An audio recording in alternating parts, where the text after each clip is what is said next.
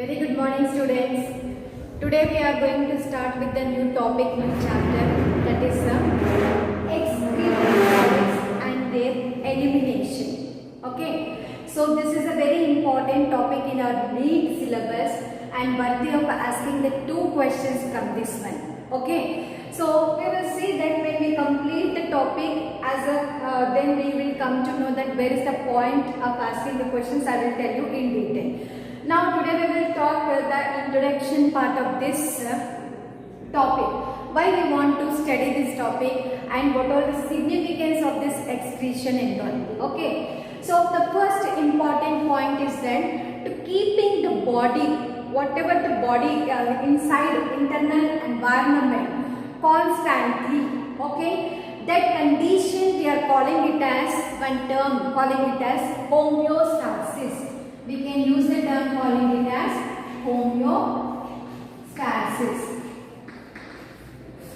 Say what exactly this homeostasis in the sense to maintain that whatever the body fluids are there, so they are maintaining constantly. Is it clear? That is the one important point to remember.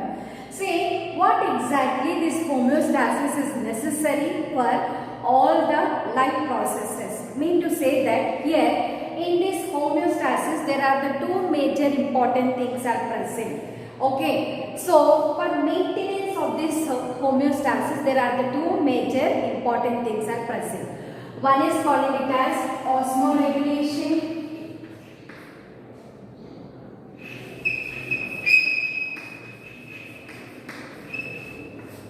And the next one is calling it as excretion.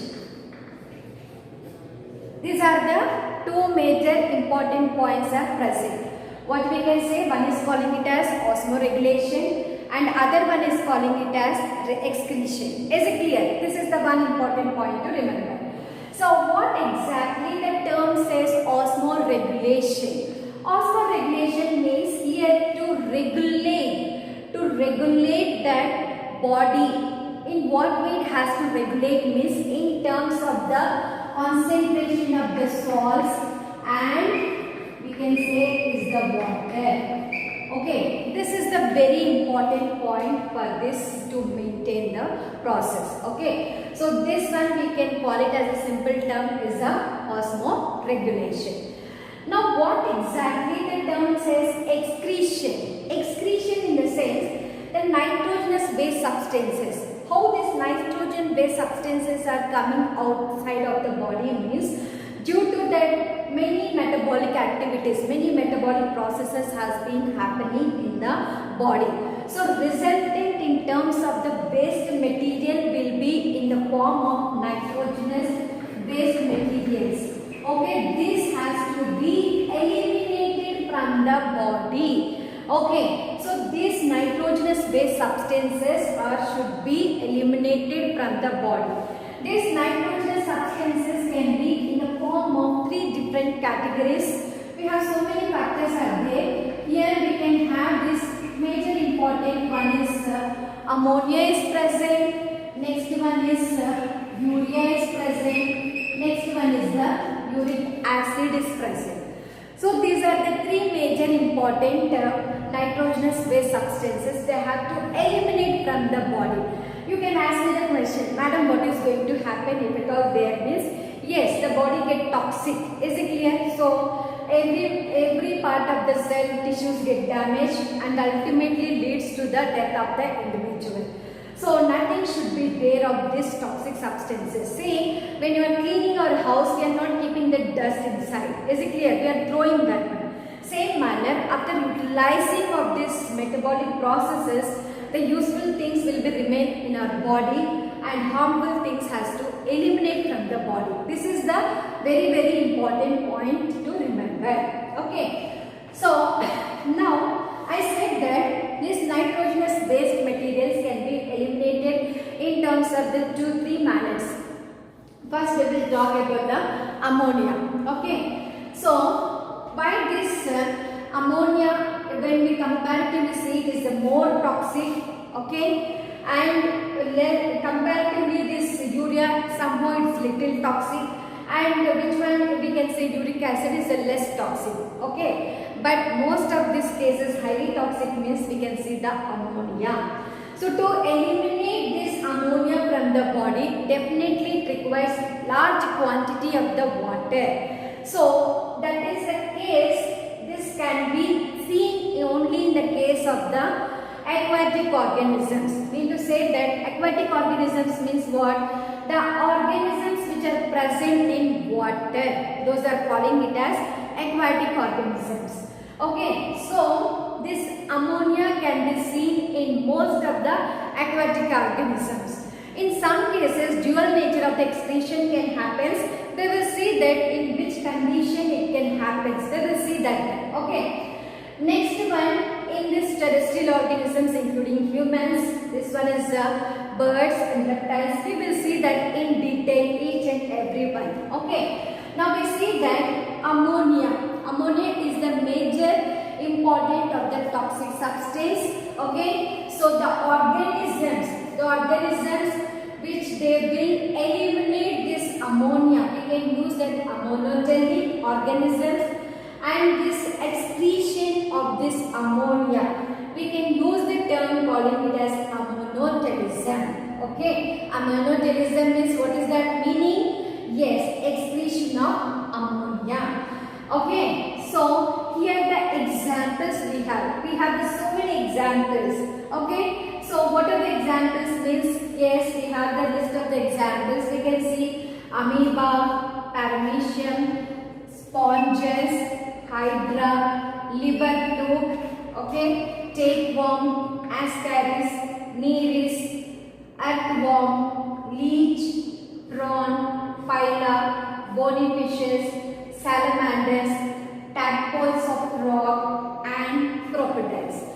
See, all this list of the organisms we have seen, all these organisms which we can see their mode of life is aquatic, that present in water. Okay, this is the one important thing to remember. I repeat once again till now what we discussed in the sense. Today's topic is excretory products and their elimination. What exactly the excretory products we will get, how they should have to eliminate from the body. That is the one important point to remember. Now, here we learned a major important definition, homeostasis. What exactly this homeostasis is? Keeping the body, to maintain the body in a constant, whatever the inside of the body fluids are present, we have to maintain constantly. So that constantly maintenance of this body fluids, we can use the term calling it as homeostasis. How it is possible of this homeostasis? Mean to say that we have the two terms are present. Osmoregulation is present, and the next term is calling it as excretion is present. So osmoregulation mean to say that here maintenance or we can say the regulation of this salts concentration and the water balance. Is it clear? This is the crucial, very important point to remember. Coming to this excretion. Excretion means what?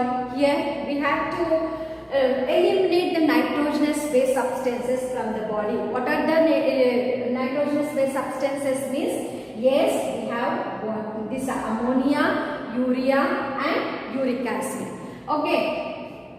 And one important thing, we learned that the organisms which eliminate the ammonia, those are calling it as ammonotelic. Is it clear? Ammonotelic. Ammonotelic. Don't get confused with that one. Okay. Excretion of this ammonia is called, we use the term, say certain animals will excrete this ammonia, which term we can use. So that is calling it as ammonotelism. Okay. This is the one term we learned till now. What exactly the excretion of this ammonia. Now we will talk about the, see, in the previous we learned that we clearly talked about the ammonia and examples we learned. Now we will talk about this urea. Okay. The excretion of urea is known as ureotelism. Okay. Next, the organisms which excrete urea are called ureotelic. Okay, so here the nitrogenous base substance in the terms of what we can say is the urea. And the animals which are excreting this urea, see here we have so many examples are present. One is calling it as ascaris, next one is calling it as earthworm, next one is calling it as cartilaginous fishes. In that includes sharks and ray fishes, frogs, toads, turtles, alligators, mammals, including human beings. Okay, so the nitrogenous base substance in terms of urea. Okay, so we use the term calling it as excretion of this urea is known as ureotelism. And organisms we can see the term we are using ureotely. So they will give that ureotely can be seen in which of the following organisms. If they give the set of the options like this, if they you can see that ascaris is present, yes, this can be marked that one. Okay, this is the one important thing to remember. Mean to say that comparatively it is also toxic in nature. When comparatively ammonia, this is little toxic in nature. Is it clear? So highly toxic in nature means, yes, we learned in the previous time that is the ammonia. Less toxic means, yes, we can say is the urea. Okay, and followed by here we can say that is the uric acid is the little toxic in nature. See, we learned about the ammonia and urea. Now we will talk about this very important, little less toxic when compared to ammonia and urea. That is calling it as uric acid. So excretion of this uric acid is known as urecotelism. And animals which excrete this uric acid are called uricotelic. Remember that one. So here the animals which one will excrete this uric acid, mean to say that here the most of the insects, means we can include cockroach. Is it clear? Okay. So most of the land crustaceans, these are belongs to the arthropoda. When we discussed in the case of this that what we can say animal kingdom. This is the largest phylum in arthropoda. We can see this class. These crustaceans, most of the crustaceans will show this type of the uricotelic, means what we can say liberation or elimination of this uric acid. So means we can say the process we can say uricotelism, and the animals we can use the term calling it as uricotelic. Okay, and the next one here the example we can give for this one is Oniscus woodlouse. This is a peculiar example we can give. Okay, this is the one important thing to remember. And the next one is calling it as land snail. That here the example we can give helix, and the land reptiles including lizards and snakes. We have the birds. And have you noticed that one? I have used the term in urea, ammonia, certain animals together. Okay, just to think once why I have written that, what could be the reason of that, just to think. See, I asked just now, I mentioned certain animals in both the cases. Yes or no? Will you agree with? Yes, 100%. So that type of the nature we can use that one dual nature. Okay, dual excretion. Is it clear? So here the animals, certain animals, not all animals, only few animals can have the capacity to eliminate in terms of the ammonia and in terms of the urea. That is their specialization. Is it clear?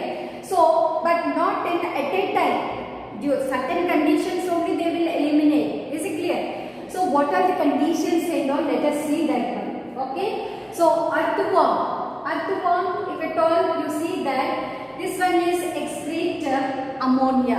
Okay. When sufficient, this one is we can see the ammonia as well as the dormancy period you can see the urea elimination.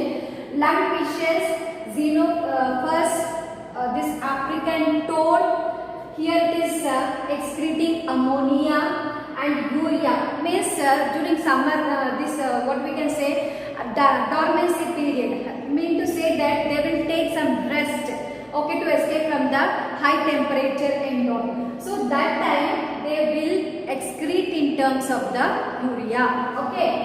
And the next one, here tadpoles of rock, okay, embryonic condition stage. In that case we can see that ammonia can be eliminated, and why? Because it is present in water, and urea when it is fully developed, undergone the metamorphosis means fully developed. That is the one important thing. And here crocodiles, you can see these crocodiles here. Let me write here, crocodiles. See, these crocodiles can excrete ammonia as well as the urea. Okay, when it is present in water, they will excrete, and if at all they coming on the land, means they excrete the urea. Okay, and certain aquatic turtles are present, so those will excrete both urea and the ammonia. Means they have the tendency to excrete both. What is that? In terms of what we can say, urea and the ammonia. Here the aquatic turtles, which one exhibit or shows the both ammonia and urea, means our answer should be here, urea and ammonia by the aquatic turtles. Okay, and crocodiles, when they are present on the land, you can see the present on the land means here urea. When it is present in water means yes, ammonia. In aquarium also, here we can see ammonia, here urea. Lungfishes, this ammonia, urea. During dormancy period is urea. So tadpoles of this frog, here it is ammonia, and we can see that urea when it is undergone completely one. Mean to say that metamorphosis. Okay, so this is the very important one. Individually they will say that, so dual nature of the excretion can happen in which of the following organisms. In most of the cases of this will be asking the question. So if you are writing for the board exam also, this is very important. Name the list of the exhibiting dual nature of excretion, means you have to define the definition and you can write the example. So in that way you can write it. You can ask for many questions like 2 mark question, 3 mark question, 5 mark question, essay question also they will ask. Okay. See, the next very important one, amino acid. See, not ammonia, listen carefully, amino acid. Mode of the excretion is known as aminotelism. Aminotelism. Here, this one can be seen in Unio, okay, Limnae, this belongs to molluscans. Asterius is a starfish, echinoderms, and guanine, mean to say that here is a mode of excretion is called guanotelism. Guanotelism. Okay, so here this guanine is the excretory product can be seen in which of the organisms, means yes, here we can see in the spiders. Next one, trimethylamine oxide. Trimethylamine oxide. This can be seen in certain marine teleost, okay, fishes, teleost fishes, molluscans and crustaceans. Okay, this is the one important thing.